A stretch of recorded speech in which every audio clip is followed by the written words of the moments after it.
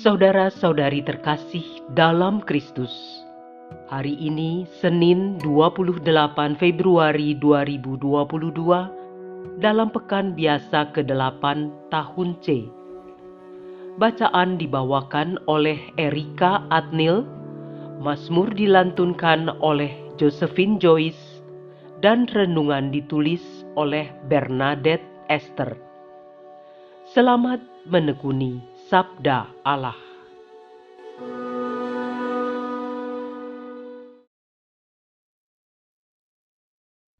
Bacaan dari surat pertama Rasul Petrus, bab 1, ayat 3 sampai dengan 9.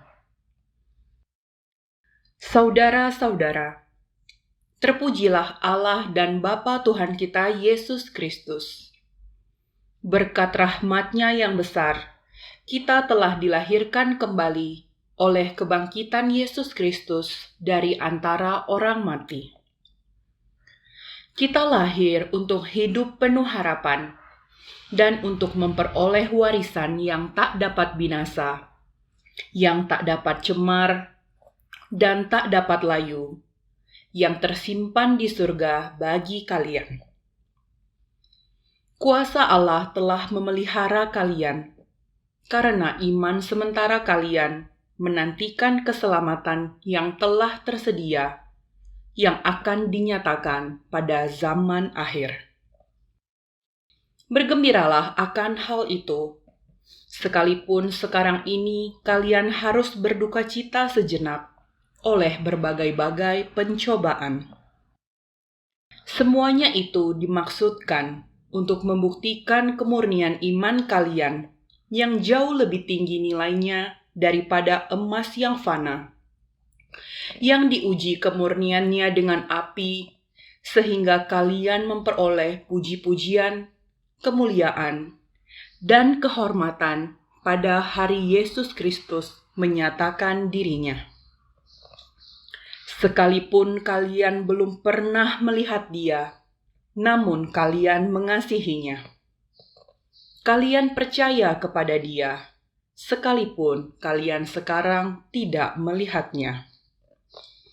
Kalian bergembira karena sukacita yang mulia dan tidak terkatakan, karena kalian telah mencapai tujuan iman, yaitu keselamatan jiwa kalian.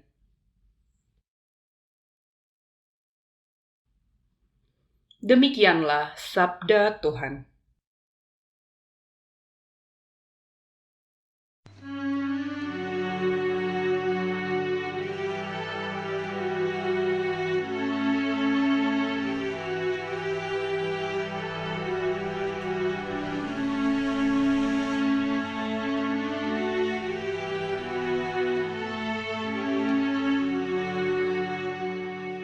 Selama-lamanya Tuhan ingat akan perjanjian-Nya.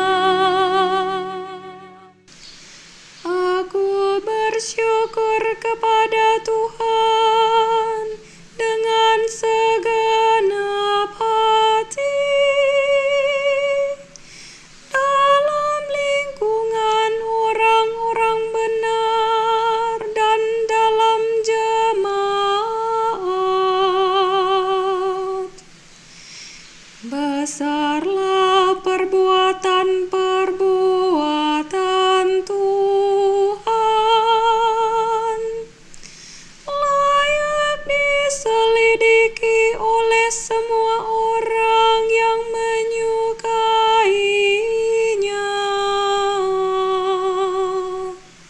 Selama-lamanya Tuhan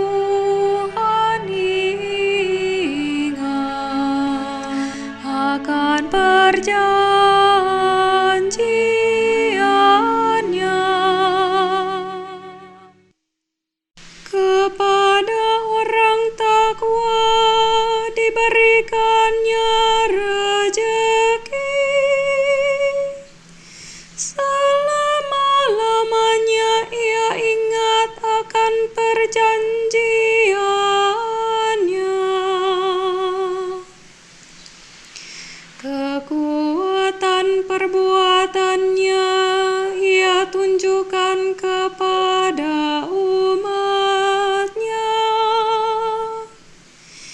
dengan memberikan kepada mereka milik pusaka para bangsa. Selama-lamanya Tuhan ingat akan perjanjiannya. Ia memberikan kebebasan kepada umatnya. Ia menetapkan perjanjian untuk selama-lamanya. Kudus dan dahsyatlah namanya. Dia akan disanjung sepanjang masa. Selama-lamanya Tuhan ingat akan perjanjiannya.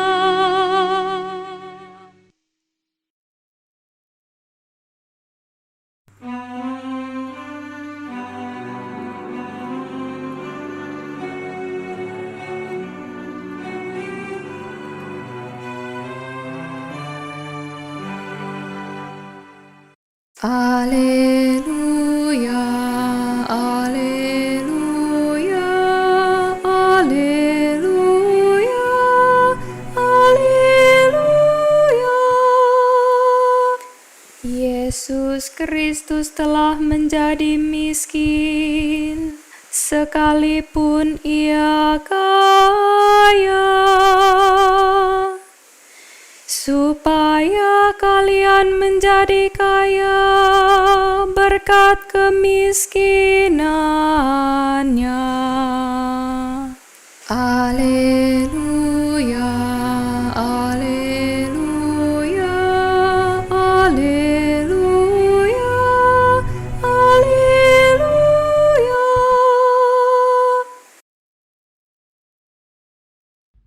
Inilah Injil suci menurut Markus, bab 10, ayat 17 sampai dengan 27. Pada suatu hari, Yesus berangkat meneruskan perjalanannya. Maka datanglah seorang berlari-lari mendapatkan Dia, dan sambil bertelut di hadapannya, ia bertanya, "Guru yang baik, apa yang harus kuperbuat untuk memperoleh hidup yang kekal?" Yesus berkata kepadanya, "Mengapa kau katakan aku baik? Tak seorang pun yang baik selain Allah. Engkau tentu mengetahui segala perintah Allah.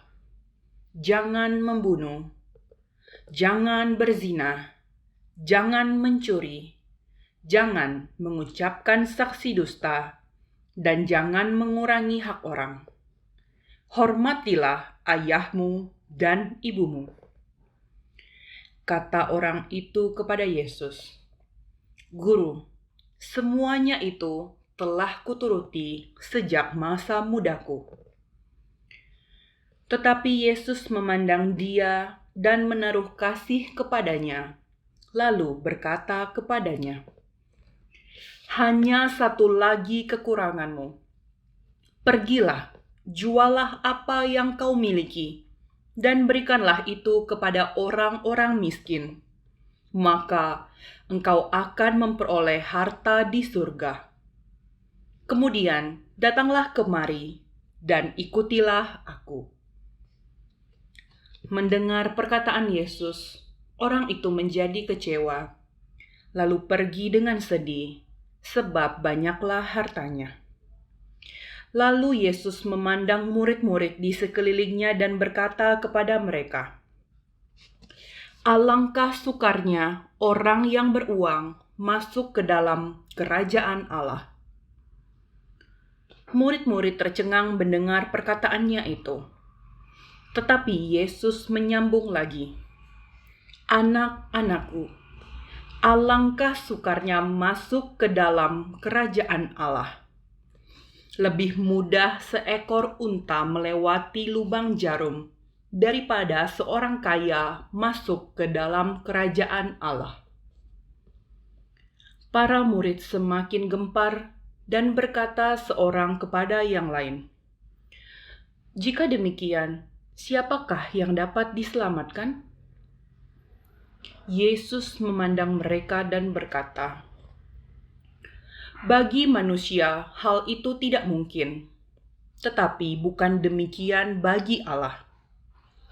Sebab bagi Allah, segala sesuatu adalah mungkin." Demikianlah sabda Tuhan.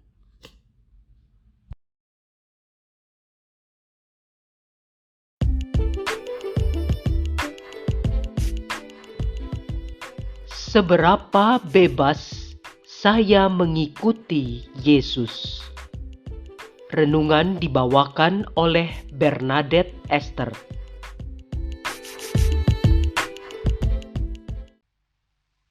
Para sahabat The Power of Word yang terkasih dalam Yesus Kristus, judul renungan ini, "Seberapa bebas saya mengikuti Yesus?" adalah pertanyaan yang diajukan oleh Santo Ignatius Loyola yang harus direnungkan saat menjalani latihan rohani atau spiritual exercise. Dalam meditasi 3 golongan orang, salah satu meditasi yang ada dalam dinamika latihan rohani, Santo Ignatius memberi gambaran 3 golongan orang. Dikatakan Ignatius, masing-masing mendapatkan 10.000 dukat. Dukat adalah mata uang yang digunakan di Eropa pada abad ke-16 saat Ignatius hidup. Kalau dinilai sekarang, ya sekitar 15 juta US dollar. Suatu jumlah yang sangat banyak. Nah, ketiga orang itu memiliki keinginan untuk mengikuti dan melayani Tuhan agar memperoleh keselamatan dan mendapatkan rasa damai. Orang pertama disebut dreamer atau pemimpi, karena ia hanya berangan-angan atau bercita-cita untuk melepaskan segala miliknya agar dapat mengikuti Kristus.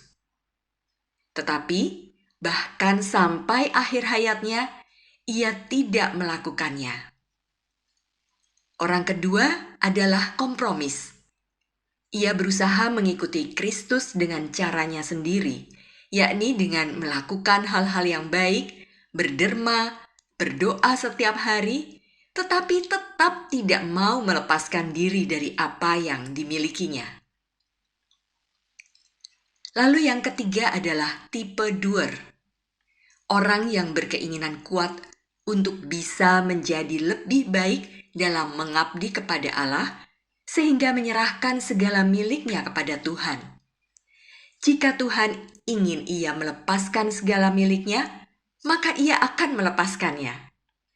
Ia membebaskan diri dari segala hal dan memilih mengikuti Kristus dengan sepenuh hati. Dalam Injil Markus hari ini, kita mendengar seorang yang bertanya kepada Yesus, apa yang harus diperbuat agar memperoleh hidup yang kekal. Ketika Yesus mengatakan agar menjual segala yang dimilikinya dan memberikannya kepada orang miskin, ciutlah hatinya dan ia menjadi kecewa. Orang itu lalu pergi dengan sedih sebab banyak hartanya. Sebenarnya Yesus menantang orang itu agar menanggalkan seluruh harta milik lebih dulu untuk beroleh harta di sorga dengan maksud mengubah mindset atau cara berpikir yang salah. Dalam benak orang-orang Yahudi saat Yesus hidup, kekayaan yang dimiliki merupakan pertanda bahwa hidupnya diberkati dan kelak akan memperoleh keselamatan serta akan masuk surga.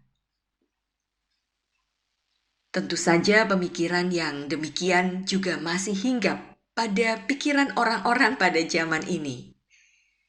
Kekayaan sering menjadi tolak ukur hidup yang bahagia. Karenanya, sepanjang zaman selalu saja ada cerita manusia yang menjual jiwanya untuk mendapatkan harta. Entah itu dengan meninggalkan iman Katolik atau melakukan perbuatan yang bertentangan dengan hukum Tuhan. Padahal, kekayaan bukan jaminan keselamatan. Keselamatan hanya bisa diperoleh bila mengikuti Yesus. Lalu apa yang harus saya lepas untuk bisa mengikuti Tuhan dengan lebih baik lagi? Sahabat The Power of Word yang diberkati Tuhan, harus diakui ada banyak hal yang membuat kita menjadi tidak bebas dan akhirnya terseok-seok mengikuti Tuhan. Bukan hanya kelekatan pada materi, tetapi bisa juga prestasi atau mungkin nama baik. Juga bisa ada kelekatan pada status sosial, gelar akademis, hingga hal-hal yang lebih remeh, misalnya kebiasaan, hobi, atau kelekatan pada gadget dan barang-barang bermerek. Segala bentuk kelekatan itu menjadi hambatan yang bisa menjauhkan kita dari kasih Allah. Bahkan juga keterikatan pada dendam, sakit hati, juga pengalaman buruk bisa membuat kita sulit mengikuti Tuhan. Mengikuti Tuhan memang bukan hal mudah, karena membutuhkan pengorbanan diri dan bisa jadi harus mengalami berbagai cobaan yang dirasakan berat. Tetapi Santo Petrus dalam suratnya mengajak untuk tetap bergembira dalam berbagai-bagai cobaan, karena di balik kesulitan dan derita yang sementara itu telah tersedia sukacita bagi setiap orang yang mampu bertahan menghadapi berbagai cobaan. Melepaskan segala kelekatan yang ada pada kita membutuhkan keberanian dan kesiapan mental yang kuat. Ini juga bisa dianggap sebagai ujian iman yang bisa diibaratkan seperti api bagi emas untuk mengetahui kemurniannya. Nah, sahabat The Power of Word yang terkasih, ketika kita menggenggam sesuatu hanya untuk Tuhan dan dalam Tuhan, kita akan selalu merasa damai. Pusatkan gravitasi hati kita hanya pada Tuhan. Marilah kita berdoa. Tuhan, Santo Ignatius Loyola mengatakan, manusia diciptakan untuk memuji, menghormati, serta mengabdi Allah Tuhan kita, dan dengan itu menyelamatkan jiwanya. Ciptaan lain di atas permukaan bumi diciptakan bagi manusia untuk menolongnya dalam mengejar tujuan ia diciptakan. Bantulah aku Tuhan, anugerahilah aku kemampuan untuk melepaskan diri dari semua hal yang bisa menghalangi aku untuk mengikutimu dan mengabdi kepadamu. Amin.